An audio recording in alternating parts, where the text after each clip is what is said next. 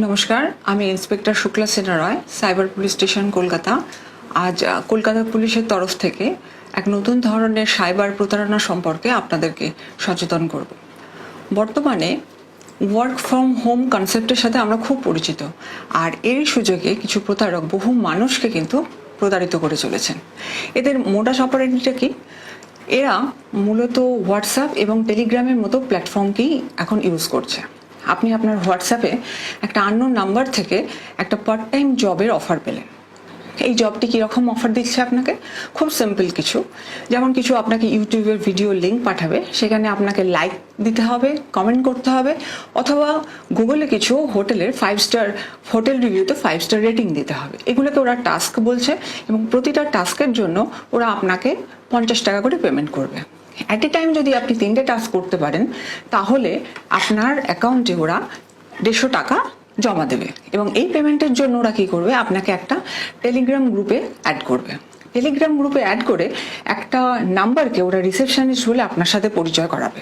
এই রিসেপশনিস্ট আপনার bank details নেবে এবং সেখানে কিন্তু আপনার টাকাটি ক্রেডিট করবে। এইভাবে আপনাকে কিন্তু সারাদিনে অনেকগুলো টাস্ক দেবে এবং আপনি সেগুলো করলে বা লাইক, কমেন্ট বা রেটিং দিলে কিন্তু আপনার অ্যাকাউন্টে টাকা ক্রেডিট হতে থাকবে। আপনি ঘরে বসে বসে যথেষ্ট ভালো উপার্জন করতে থাকবেন এবং আপনার কাজটার প্রতিও আপনার ইন্টারেস্ট বাড়তে থাকবে।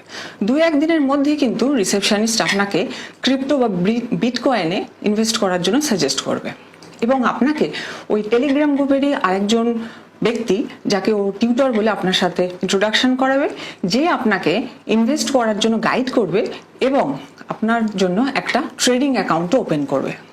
ইন দ্য মিন টাইম আপনি কিন্তু এই বিভিন্ন টাস্ক করে অনেকগুলো টাকা উপার্জন করছেন এবং আপনার অ্যাকাউন্টে ক্রেডিট হচ্ছে এবং আপনিও এই ব্যাপারে যথেষ্ট ইন্টারেস্টেডও হয়ে উঠেছেন।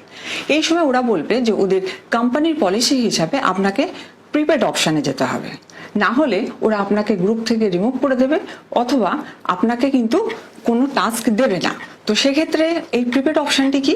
প্রিপেড অপশান হচ্ছে আপনি যে টাকা পেমেন্ট করবেন, যে প্রিন্সিপাল অ্যামাউন্ট দেবেন, তার উপরে ওরা 30% আপনাকে ইন্টারেস্ট দেবে। ধরুন আপনি 1000 টাকা ইনভেস্ট করলেন, তো আপনার অ্যাকাউন্ট রিসেপশনিস্ট উইদিন 24 আওয়ার্স 1300 টাকা কিন্তু ক্রেডিট করবে।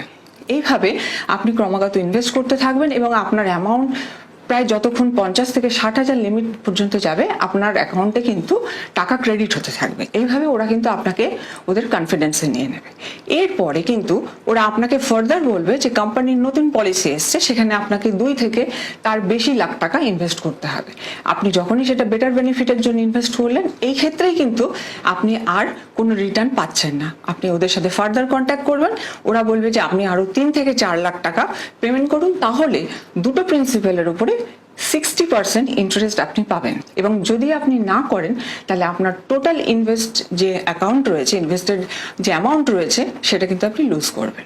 তো সেক্ষেত্রে সেই ভয় আপনাকে দেখাবে এবং আপনি ভীত হয়ে ক্রমাগত ইনভেস্ট করতে থাকবেন এবং যতক্ষণ না আপনি বলবেন যে আপনার পক্ষে আর ইনভেস্ট করা সম্ভব হচ্ছে না, ওরা তখন আপনাকে সাজেস্ট করবে যে আপনি রিসেপশনিস্টের কাছ থেকে পেমেন্ট নিয়ে নিন। বাট রিসেপশনিস্টকে আপনি যদি যোগাযোগ করেন, সে জানাবে যে আপনার অ্যাকাউন্টে যা টাকা আছে তাতে আপনাকে 7 থেকে 8 লাখ টাকা ট্যাক্স হিসাবে দিতে হবে এবং আপনাকে কনভিন্স করার জন্য ওরা আপনার ট্রেডিং অ্যাকাউন্ট থেকে 2 থেকে 3 লাখ টাকা শ্যাডো পেমেন্ট করবে। মানে আপনাকে দেখাবে পেমেন্ট করলো, কিন্তু আদপে কোনো পেমেন্ট কিন্তু হলো না। এবং এইভাবে ওরা কিন্তু আপনাকে বলবে যে আপনি আরো ফার্দার ট্যাক্স পেমেন্ট করুন, তাহলে তার উপরে আমরা কমিশন দেব এবং টোটাল আপনি অ্যাট দ্য এন্ড 25 থেকে 30 লাখ টাকা বা তার থেকেও বেশি অ্যামাউন্ট আপনি পাবেন, কিন্তু আপনার অ্যাকাউন্টে কোনো টাকা ক্রেডিট হবে না।